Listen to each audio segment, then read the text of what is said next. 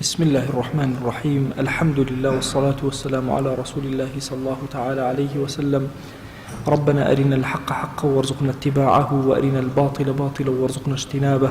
ربنا آتنا في الدنيا حسنة وفي الآخرة حسنة وقنا عذاب النار.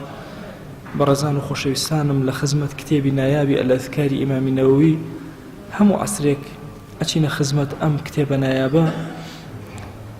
فەصڵێکی نوێ کە ئیمامی نەووی بۆمان باسەکە ئەفەرمێ عولەمای ئیمانداران ئیجماعیان هەیە و هەمویان کۆبوونەتەوە کە ذکری خوا دروستە بە دڵ و بە زمان بکرێ بۆ کەسێکەوە بێدەستنوێژ بێ لەشی گران بێ هەر دروستە. ئافرەتێ لە عادەی شەرعی ماگانەی خۆیان بێ یا لە چلەیە بێ هەر دروستە ذکر بکات بەبێ ئەمەی پێویستی بە خۆشۆردن ببێ.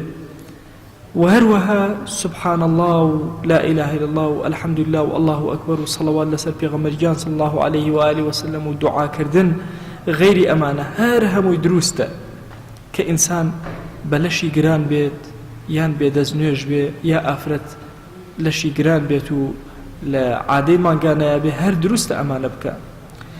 أفرمي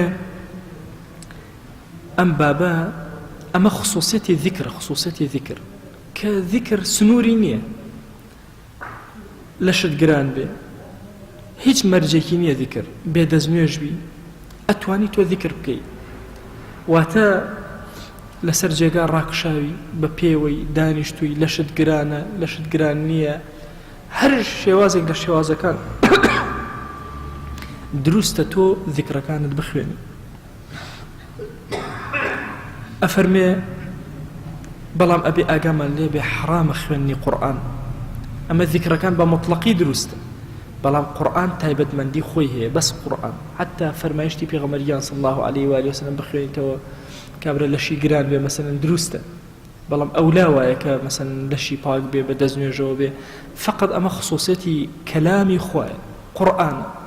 ئەبێ ئینسان لەشی پاک بێ دەستنوێژیە بێ اینجا قورئان واتە لەش گران ناتوانێت قورئان بخوێنێ. ئەوە دەستدان لە قورئان ئەتوانێت ئەگەر دەستنوێژی نەبێ قورئان بخوێنێ بە لەبەر بەڵام دەستدان لە قورئانی بۆ نییە. دەستدان لە قورئان تایبەتمەندی خۆی هەیە مصحف تایبەتمەندی خۆی هەیە.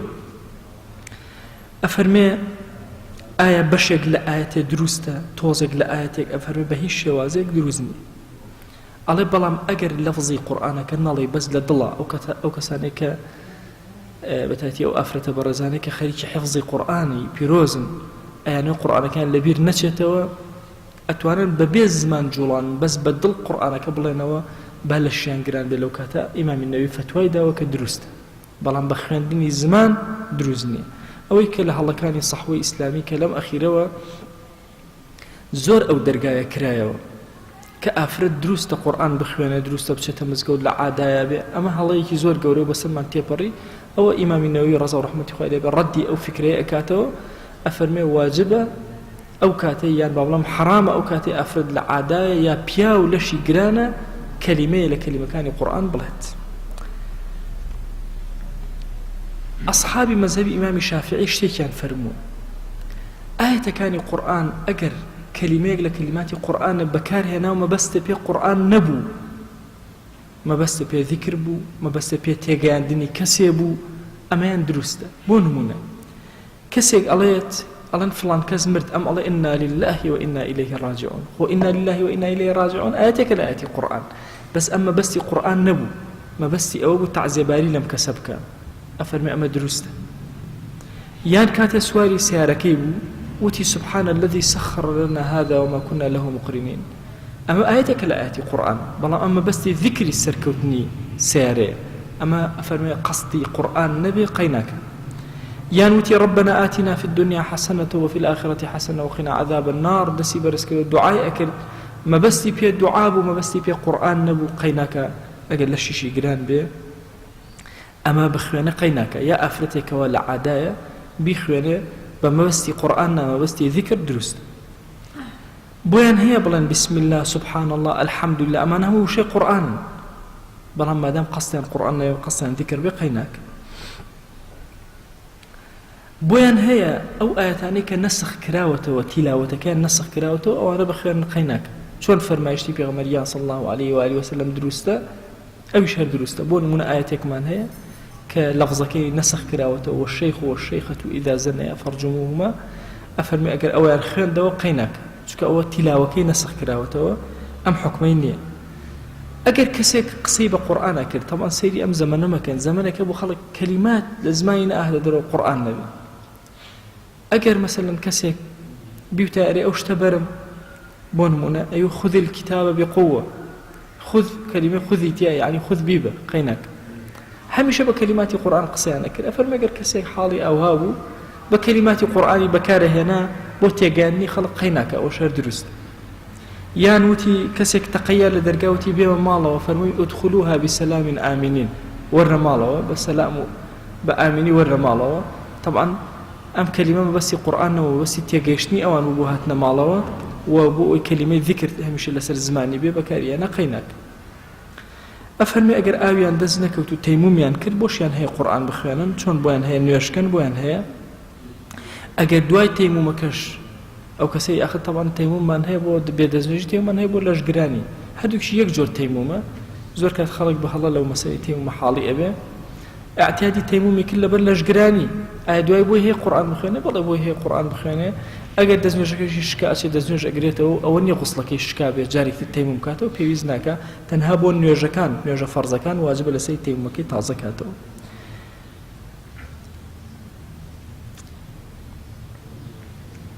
ئەفەرمێ ئەگەر هاتوو کەسێک تەیمومی کرد بۆ لەشگرانی، دوای ئاوی دەستکەوت، ئایا واجبە لەسەری ئاوەکە بەکار بێنێ بۆ ئەوی قورئان بخوێنێ یا واجب نییە لەسەری؟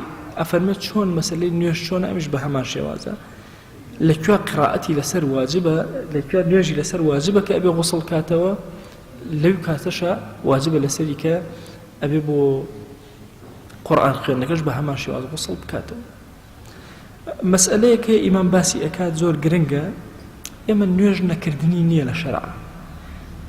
ئەگەر نمونەیەکتان بۆ بێنمەوە، کەسێک جلەکانی پیس بوو، ئەمە یەک، لەشی گران بوو، ئەمە دوو، ئەو شوێنەی نوێژی تیا ئەکرد پیس بوو، وازحە دەستنوێژی نییە، لەشی گرانە، جلەکانی پیسە، ئەو شوێنەی نوێژی تیا ئەکا شوێنەکەش پیسە، کاتی بانگ درا دەستیشی ناگاتە هیچ شوێنێک، لە سژنێکایە مەسەڵەن ئەوە حاڵێتی، نەخۆشە لەسەر جێگایەوە ئەوە حاڵێتی، ئایا ئەبێن نوێژ نەکە؟ علەمای مەذهبی خۆمان و هەر چوار مەذهب متفقن لەسەرەوە ئەم کەسە واجبە لەسەری بێن نوێژەکە بکات، خۆ نوێژەکەی دروست نییە، دوایی واجبە لەسەری قەزای کاتەوە، بەڵام واجبە لەسەری ئەم نوێژە بکە. ئەمە پێی ئەڵێن ئەو نوێژەی بۆ فەزیلەتی وەقت ئەکرێت، لەبەر خاتری کاتەکە ئەم نوێژە ئەکرێت، واضحە، لەبەر خاتری کاتەکە پێوتێن نوێژی فەزیلەتی وەقت. لەم نوێژی فەزیلەتی وەقتە کابرا لەشی گرانە، طبعا باشە چی لە قورئان بخوێنێ؟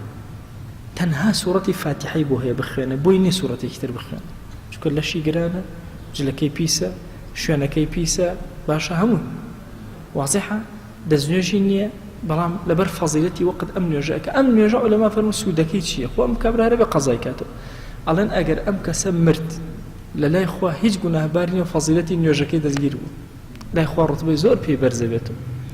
بۆیە فەزیلەتی وەقت زۆر گرنگە، یعنی نوێژ نەکردنی نییە، بە هەر شێوازە بێ هەر ئەبێ بیکەی. بۆیە ئەفەرموون نەیتوانی تەنان ئەگەر نەیتوانی ملیشی ئاوە بجوڵنێ، چاوەکانی بجوڵێ، ئەڵێ ئەگەر نەیتوانی چاوەکانیشی بجوڵن لەسەر جێگە، دڵی ئاوا لێ بکە کە ڕکوع ئەبم، ئاوا سوجدە ئەبم، سبحان الله، نوێژ نەکردنی نییە ئەبەد، حتى ئەوەتا نوێژەکە دروستیش نییە، هەر ئەبێ بیکە. ئایا ئەم کەسێکەوە ئەم بۆ فەزیلەتی وەقت ئاوا نوێژەکانی ئەکا بۆی هەیە قورئان بخوێنێ؟ ئەفەرمێت تەنها سوورەتی فاتحەی بۆ هەیە، چونکە نوێژ بەبێ سوورەتی فاتحە دروست نییە، بۆی نە دوای سوورەتی فاتحە سوورەتێکی تر بخوێنێ، بەڵام واجبە لەسەری نوێژەکەی بۆ شێوازە جێبەجێ بکە. ئەفەرمێ ئەمە کۆمەڵە فەرع بوون کە باسم کرد. ئەفەرمێ ئەم فەرعانەم بۆچی باس کرد؟ بۆ ئەوەی بزانی کە ذیکر هیچ سنوورێکی نییە. تەنها قورئان خوێندن سنوورێکی هەیە لە شوێنەکە، بەڵام ئایا ذیکر هیچ سنوورێکی هەیە؟ هیچ سنوورێکی نییە. هەموو کاتێک تۆ ئەتوانی ذیکرەکان بکەی، لەشت گرانە، لاشت پیسە، شوێن و مەکانت پیسە، هەر شێوازە بێ، ذکرەکان و دوعاکردن هەر ئەخوێنرێ ئەفەرمێ ئەم بابم بۆیە باس کرد چونکە لەم کتێبە دواتر زۆر ئیشمان پێ ئەبێ ئەنواع جۆری ذیکرمان هەیە ئینسان لەوە ئەچێت لەو کاتە لەشی گران بێت چۆن ئەو ذیکرانە بخوێنێ دروستێکەوە ذیکر لە کاتی لەشگرانیشە بخوێنرێ خۆی داوای ئەکەین بە نووری ئەم کتێبە دڵمان ڕۆشن کەرەوە خۆی بە نووری ئەم کتێبە ماڵەکانمان ڕۆشن کەرەوە خۆی بە نووری ئەم کتێبە ماڵ و وڵاتمان ئاوەدان و ڕۆشن کەرەوە خۆی گەور لە گوناهی منوشی ئەوش ببورێ و سەرفرازی دنیا و ئاخرەت بن وصلى الله على سيدنا محمد وعلى آله وصحبه وسلم تسليما كثيرا أبدا إلى يوم الدين خواجان لمن قبولك وموفق بالنشام